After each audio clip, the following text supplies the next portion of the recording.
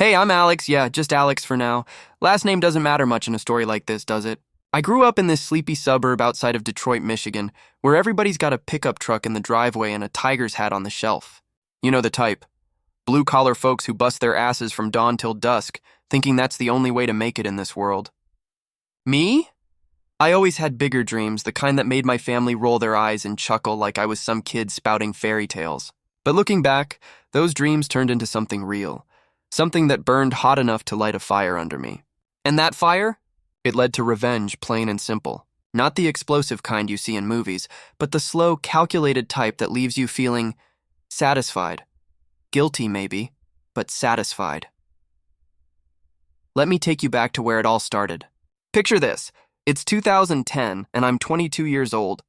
Fresh out of community college with a degree in business that my old man called a fancy piece of paper for wiping your butt. Our family ran this auto parts supply company, Johnson Auto Supplies, named after my grandpa who started it back in the 60s. It wasn't glamorous. We sold spark plugs, oil filters, and all that greasy crap to local garages and DIY mechanics. Dad was the boss. My older brother Mike was his right-hand man. And then there was me, the dreamer who couldn't tell a carburetor from a coffee maker. According to them, I remember the day I first pitched my idea to them like it was yesterday. We were all crammed into the tiny office at the back of the warehouse, the air thick with the smell of motor oil and stale coffee from the pot that never got cleaned. The fluorescent lights buzzed overhead, casting these harsh shadows that made everyone look tired and pissed off. Dad was leaning back in his creaky chair, arms crossed over his beer gut, while Mike fiddled with a wrench like he couldn't sit still without something in his hands. Mom was there too, though she mostly handled the books from home. She'd popped in for the family meeting I insisted on. So listen, I said, my voice a little shaky because, hell, I was nervous. The world's changing, right? People ain't going to stores like they used to. What if we built an app, like an online platform where mechanics can order parts on their phones, get real-time inventory, even tutorials on installations? We could partner with suppliers, cut out the middleman, and expand beyond just Detroit. It could be huge. Think Amazon for auto parts. There was this long pause, the kind where you can hear the clock ticking on the wall. Then Dad burst out laughing, a deep belly-rumbling laugh that echoed off the metal shelves. Mike joined in, shaking his head like I'd just told the dumbest joke. An app? Jesus, Alex, you've been watching too much of that Silicon Valley crap on TV? We're in the parts business, not some tech startup bullshit. Stick to stocking shelves, kid. Mom tried to soften it. Bless her heart. Honey, it's a nice idea, but we don't know nothing about computers. And money's tight as it is. Your dad's right. We gotta focus on what we know. But Dad wasn't done. He leaned forward, his face turning red like it did when he was about to lay into someone. Failure. That's what you'd be without this family business, Alex. You think you can just dream up some fancy app and make millions? Wake up, son. You're no Steve Jobs. You're a Johnson, and Johnsons fix cars, not play with phones. That word, failure, hit me like a punch to the gut. I felt my cheeks burn, my hands clench into fists under the table. The room felt smaller, the air heavier, like I couldn't breathe. I mumbled something about thinking it over and stormed out, the door slamming behind me with a metallic clang that rang in my ears for hours. That night, I lay in my old bedroom, still with the posters of muscle cars on the walls from high school, staring at the ceiling fan spinning lazily. The hurt gnawed at me, twisting into anger. How could they dismiss me like that? I'd spent months researching, sketching out plans on napkins during lunch breaks. But to them, I was just the screw-up kid who didn't fit the mold. Mike was the golden boy, the one who could rebuild an engine blindfolded. Me? I was the odd one out, always reading books on business and tech instead of getting my hands dirty. The next few weeks were hell. At work, Dad and Mike treated me like a joke. "Hey, app boy, pass me that wrench," Mike would say with a smirk, and the other guys in the warehouse would chuckle. Even the customers picked up on it. One regular old Mr. Harlan patted me on the back and said, "Don't let him get to you, kid. Dreams are for bedtime." But it stung, man. It really stung. I started pulling away. I'd sneak off during breaks to work on my idea in secret, using the public library's computers because we didn't have internet at the shop. Dad thought it was a waste of money. I'd sketch wireframes, learn basic coding from free online tutorials. The library was this quiet haven, with the soft hum of fluorescent lights and the smell of old books. I'd sit there for hours, the anger fueling me, turning that hurt into determination. I'll show them, I'd whisper to myself. I'll build it anyway. By 2012, things at Johnson Auto were getting rough. The big chains like AutoZone were eating our lunch, undercutting prices and offering online ordering. Dad refused to adapt. We've been doing it this way for 50 years, ain't changing now. Sales dipped and tensions rose. One evening, after a particularly bad day where we lost a big account, Dad called another family meeting at the house. The living room was dim, lit by that old lamp with the frayed cord, the TV muted in the background showing some Lions game rerun. We're in trouble, Dad admitted, his voice gruff but tired. Need ideas to turn this around. This was my shot. I'd refined my plan, even built a crude prototype on a free app builder. Dad, remember my app idea? I think he cut me off with a wave of his hand. Not that again, Alex. We need real solutions, not your pie-in-the-sky nonsense, Mike snorted. Yeah, bro, come on. We're talking survival here. Mom just looked at me with pity, like I was a lost cause. That was the breaking point. The room spun a little, my heart pounding in my ears. I stood up, my chair scraping against the hardwood floor. You know what? Fine, laugh all you want. But one day, you'll see I was right. I walked out, grabbed my keys, and drove off into the night. The streetlights blurred through the windshield as tears stung my eyes. Not from sadness, but from pure rage. I quit the next day. Packed up my stuff and moved to a crappy apartment in Ann Arbor, closer to the tech scene at the university. It wasn't easy. Worked odd jobs as a barista, delivery driver, anything to pay the rent while I built my app. Nights were lonely, hunched over a secondhand laptop in a dimly lit room that smelled like instant noodles.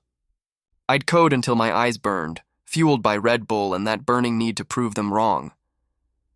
By 2014, I'd launched it, AutoFixer, an app connecting mechanics with suppliers, offering instant quotes, tutorials, and even AI-driven diagnostics later on. It was rough at first. No users, just me begging garages to try it. But then it caught on. A local shop in Detroit gave it a shout-out on their Facebook, and boom, downloads trickled in, then surged. Meanwhile, back home, things were crumbling. I'd hear snippets from Mom when she'd call, her voice soft and worried over the phone line crackling with static. Your dad's stubborn, Alex. Business is bad.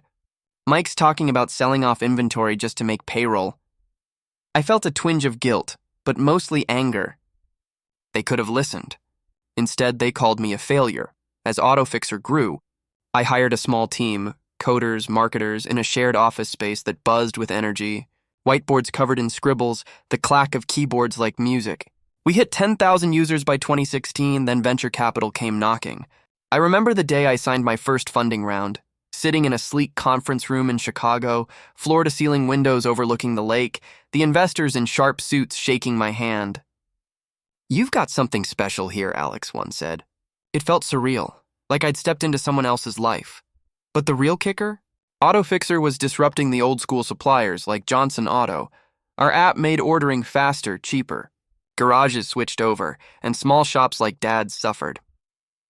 One day in 2018, Mike called me out of the blue. His voice was hesitant, the background noise of the warehouse faint. Hey, bro. Things are tough here. Dad's thinking of closing up. Maybe you could help? Invest or something? I paused, the phone hot against my ear, staring out my office window at the bustling street below. The anger flared up, mixed with a cold satisfaction. Help? After you all laughed me out? Called me a failure? Come on, man. Family's family. Yeah, I said, my voice steady. And failures don't help, right? I hung up, my heart racing. That was the start of it, the revenge brewing. By 2020, AutoFixer was booming. We expanded to nationwide partnerships with big manufacturers. Valuations hit millions. But Johnson Auto? They filed for bankruptcy. Dad had to sell the warehouse at a loss, retire broke. Mom moved in with my aunt. Mike got a job at a chain store, slinging parts like a nobody. I could have stopped there, let karma do its thing. But no, the hurt ran deep. I started buying up shares quietly, through proxies, nothing traceable. The family business was a shell by then, but it had assets. The name, some patents Grandpa filed way back. In 2022, I made my move. Approached Dad anonymously through a lawyer. Offered to buy out the remnants for pennies on the dollar. He took it, desperate. Didn't know it was me until the papers were signed. Then I sold it. company they laughed at, well, the one they ran into the ground, while mocking my ideas. I flipped it to a competitor who gutted it for parts. Johnson Auto Supplies? Gone, erased, but wait, that's jumping ahead. Let me tell you how it all unfolded step by step. The nights I paced my apartment plotting, the satisfaction when it paid off. It started with that phone call from Mike, the one where he begged for help, like nothing had ever happened between us. I can still hear the desperation in his voice, crackling over the line like static on an old radio. Come on, Alex, we're blood. Dad's health ain't great, Mom's worried sick. Your app thing's doing well, maybe merge or something? I sat there in my office, the sleek glass desk cool under my forearms, the city skyline stretching out behind me like a promise I'd kept to myself. The anger bubbled up again, hot and familiar, but this time it was laced with something colder, strategy. Nah, Mike, you guys made your bed. Sleep in it. Click. That hang-up felt like the first brick in the wall I was building, but let's rewind a bit because revenge like this doesn't just happen overnight.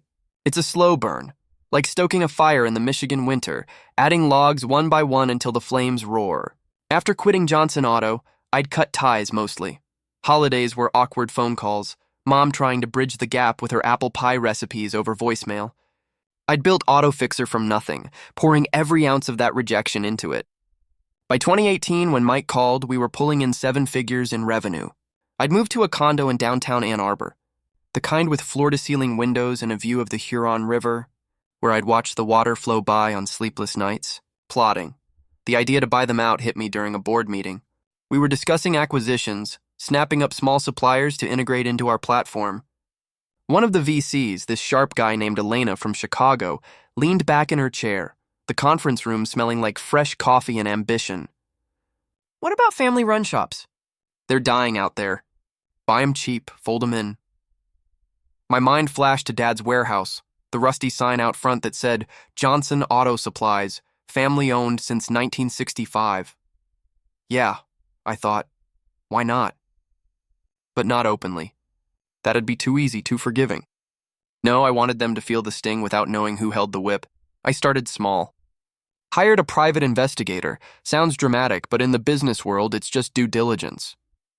Guy named Frank, ex-cop from Detroit with a gravelly voice and a knack for digging. Met him in a dingy diner off I-94, rain pattering against the windows, the smell of greasy burgers hanging in the air. Need intel on Johnson Auto Supplies, I said, sliding him an envelope with cash. Financials, debts, everything. Discreet. Frank delivered a week later. A thick folder dropped on my desk like a bomb. Debts up to their eyeballs, loans from shady lenders, suppliers cutting them off. Dad's heart issues meant he wasn't working full-time, Mike running things into the ground with his old-school ways. Mom's savings dipping low. Reading it, I felt a pang. Guilt, maybe? But then I remembered the laughs, the failure label stuck to me like gum on a shoe. Nah, this was justice. I set up a shell company, Tech Parts Acquisitions, LLC, registered in Delaware for anonymity. Hired a lawyer, some hotshot from Lansing, who didn't ask questions as long as the checks cleared. First move, approach their creditors. Bought up their debts at a discount one by one. Imagine the surprise when the bank called Dad. Your loan's been transferred. New terms. Tighter payments, higher interest. I didn't crush them outright. Just squeezed, like turning a vice slowly. By late 2019, they were gasping. I heard from an old warehouse buddy, Joe, who texted me on a whim. Hey man, shop's a ghost town. Your fam's talking bankruptcy. I replied with a neutral, sucks to hear. But inside, satisfaction bloomed like spring after a hard freeze. COVID hit in 2020, and that was the nail in the coffin. Supply chains broke, garages shut down, and Johnson Auto couldn't pivot.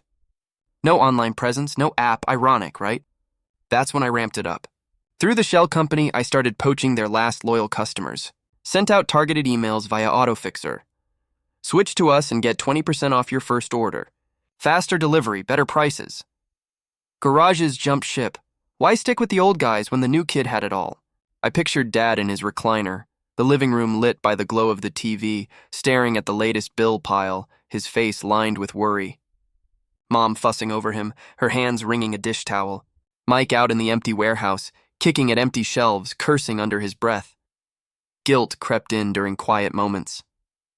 One night I drove back to the old neighborhood, parked a block away from the house. The street was the same.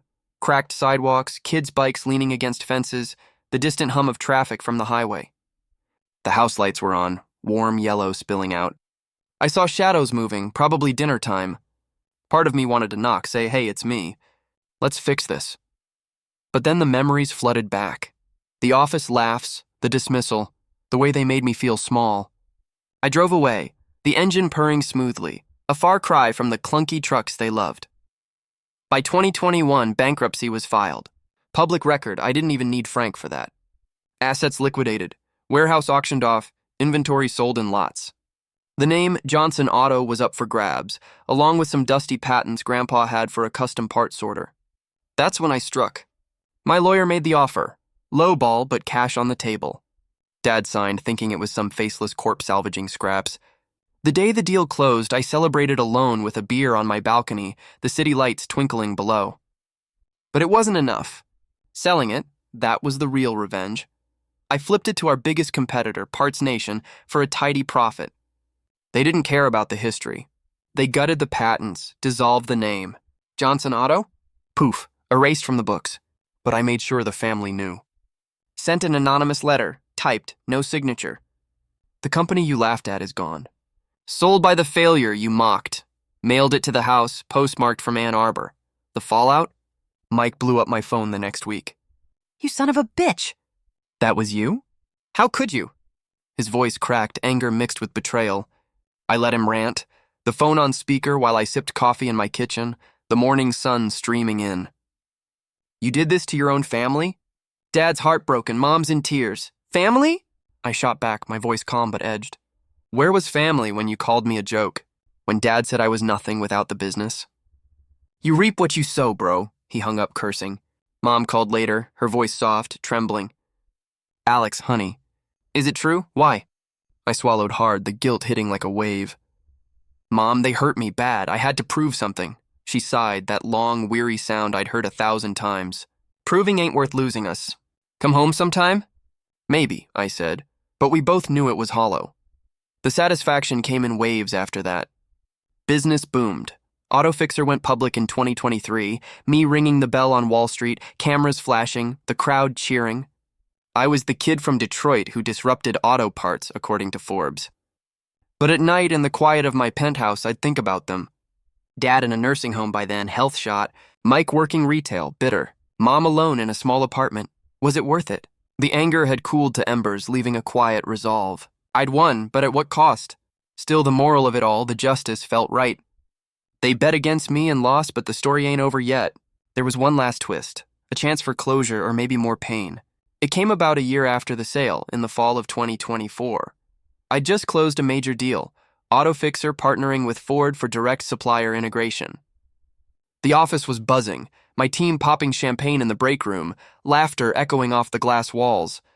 I stepped out onto the balcony for some air, the crisp Michigan wind whipping through, carrying the scent of fallen leaves and distant rain. My phone buzzed in my pocket, Mom's number. I almost let it go to voicemail, but something tugged at me. Maybe the high of the deal, or just plain curiosity. Hey, Mom, I answered, leaning against the railing, the city sprawl below like a miniature model. Alex. Honey. It's your dad. He's in the hospital. Heart attack. Doctors say it's bad. Her voice was frail, breaking on the edges like old china. I could picture her in that tiny apartment she rented after selling the house. Faded floral curtains, a single lamp casting long shadows, her sitting at the kitchen table with a cup of tea gone cold. My stomach dropped. The satisfaction I'd clung to like a lifeline suddenly felt hollow. Which hospital? I'm coming. I booked the next flight out of Detroit Metro. The planes hum a steady drone as I stared out at the clouds, memories crashing in. The good ones this time. Dad teaching me to change a tire when I was 8, his calloused hands guiding mine, the garage smelling of rubber and grease. Good job, kid, he'd said with a rare smile. Or family barbecues in the backyard, Mike flipping burgers, Mom's laughter light as fireflies danced at dusk. How did we get from there to here? My revenge, legal, calculated, but damn, it cut deep on both sides.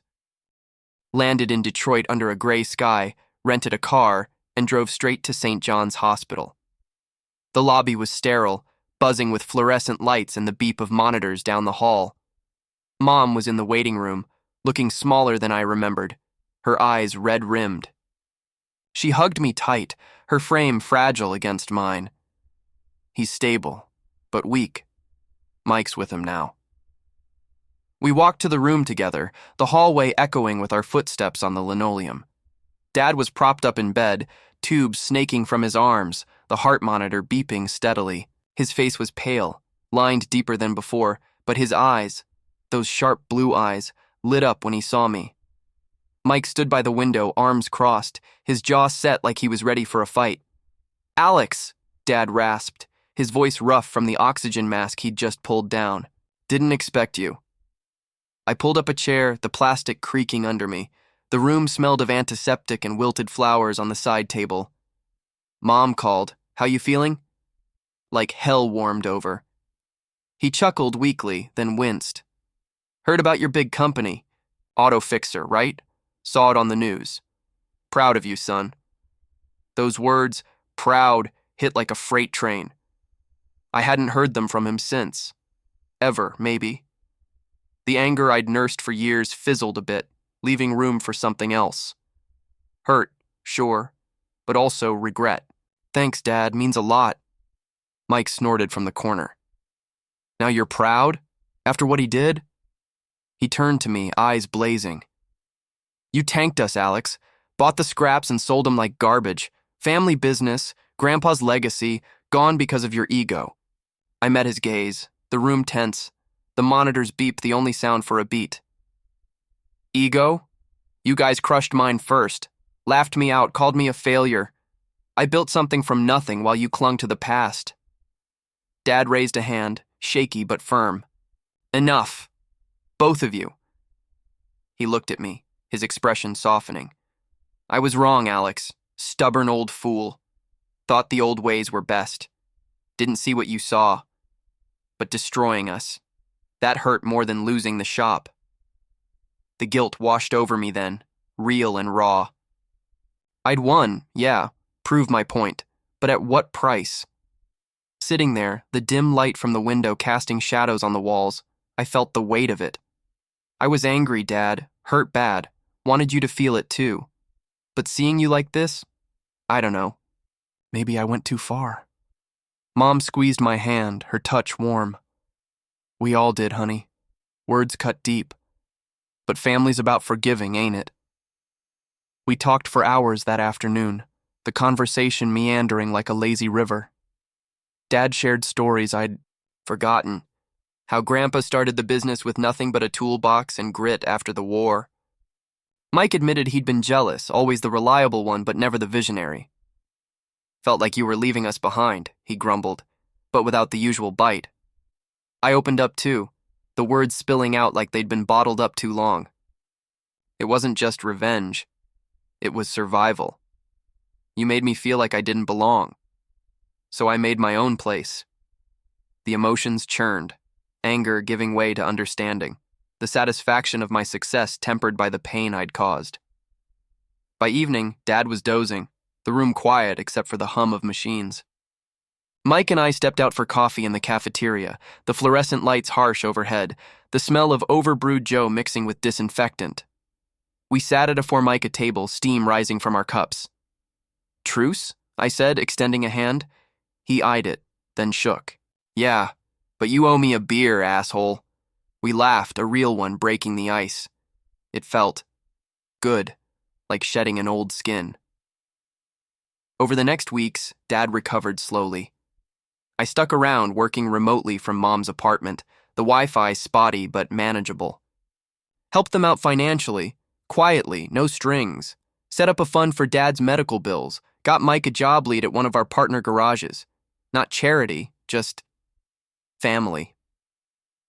One night, we all gathered at Mom's, take-out pizza on the coffee table, the TV droning some old sitcom. Dad raised his glass of water, doctor's orders.